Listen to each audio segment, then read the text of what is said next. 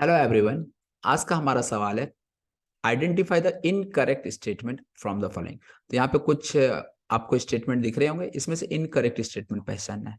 तो चलिए हम एक एक करके चारों ऑप्शन को पढ़ते हैं। The oxidation number of potassium in KO2 is +4। यार देखो, KO2 जो आपका ग्रुप 1 मेटल्स होते हैं ना, और ग्रुप 2, ये कंबाइंड स्टेट में मतलब अकेला के लिखा है और एन लिखा है तो इसका ऑक्सीडेशन स्टेट 0 हो जाता है।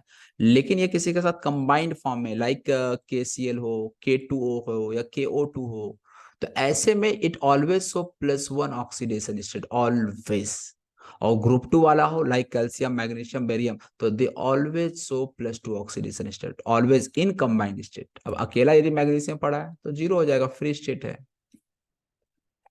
ठीक है, तो यहाँ पे आपका KO2 में K का जो ऑक्सीडेशन स्टेट है वो +1 होगा, जबकि यहाँ पे क्या लिख रहा है, +4। तो यार ये गलती हो गई।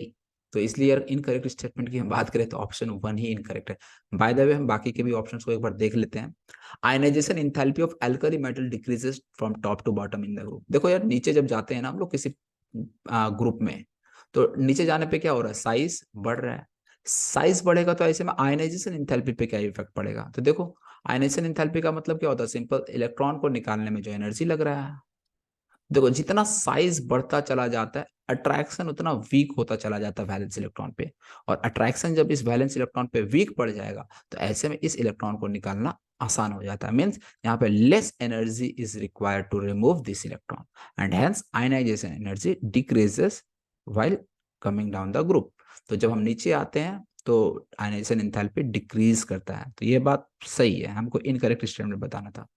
Lithium is the strongest reducing agent among the alkali metal. देखो यार, lithium, sodium, potassium, rubidium, caesium, तो यार ये देखो, रिड्यूसिंग एजेंट का मतलब क्या होता है, जो दूसरे को रिड्यूस करे और खुद ऑक्सीडाइज हो जाए। और ऑक्सीडाइज कौन होगा जल्दी, किसको ऑक्सीडाइज होना चाहिए था जल्दी। तो ऑक्सीडाइज का मतलब जो आसानी से इलेक्ट्रॉन को लूज कर दे। ठीक है ना। तो आसानी से यदि लूज करने की बात करें तो सीजियम तो सबसे आसानी से लूज करना चाहिए था, क्योंकि अभी हम बताएं साइज बड़ा होगा तो वैलेंस इलेक्ट्रॉन पर अट्रैक्शन कम लग रहा होगा, तो इलेक्ट्रॉन को आसानी से निकाला जा सकता है। तो होना चाहिए था सीजियम। सीजियम सबसे आसानी से इलेक्ट्रॉन लूज कर देना चाहिए था। सीजियम का ऑक्सीडेशन सबसे आसानी से होना चाहिए था, और जब ऑक्सीडेशन आसानी से हो रहा है दैट मीन्स ये स्ट्रॉन्ग रिड्यूसिंग एजेंट की तरह बिहेव करना चाहिए था। बट क्या होता है यहाँ पे, जब हम ऑक्सीडेशन रिडक्शन की बात करते हैं तो वहां पे बहुत सारे फैक्टर आ जाते हैं। बहुत सारे में सबसे पहले मेटल का सब्लिमेशन होता है। सब्लिमेशन मतलब मेटल सॉलिड को हम डायरेक्टली मेटल गैस में कन्वर्ट करते हैं। देन फिर इसका आयनाइजेशन प्रोसेस भी इन्वॉल्व होता है। आयनाइजेशन प्रोसेस में क्या होता है, एनर्जी हमें देना पड़ता है इलेक्ट्रॉन निकालने के लिए। और लास्ट में ये जो थर्ड स्टेप है ना, ये सबसे इंपॉर्टेंट है, इसका हाइड्रेशन हो जाता है। और हाइड्रेशन में क्या हो जाता है, ये जो एम्प्लस जो है वो आपका वाटर जो है इसको हाइड्रेट कर देता है, सॉल्वेट कर देता है। इस तरह से यहाँ पे हाइड्रेशन एंथैल्पी जो है ना, ये भी एक बहुत बड़ा इंपॉर्टेंट रोल प्ले करता है। तो ये 3 इंपॉर्टेंट रोल जो इसमें प्ले करता है वो आपका ये है।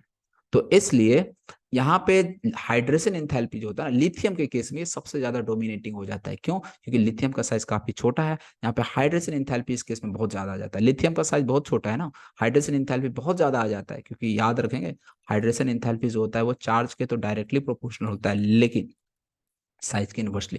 तो साइज छोटा होने की वजह से हाइड्रेशन एंथैल्पी काफी ज्यादा हो जाता है, और ये बाकी के जो ऊपर के 2 फैक्टर थे, सब्लिमेशन और आयनाइजेशन, इस दोनों को डोमिनेट कर जाता है। इसलिए लिथियम का जो ऑक्सीडेशन है वो सबसे जल्दी हो जाता है। That means it behave as a strongest reducing agent among all the alkali metals.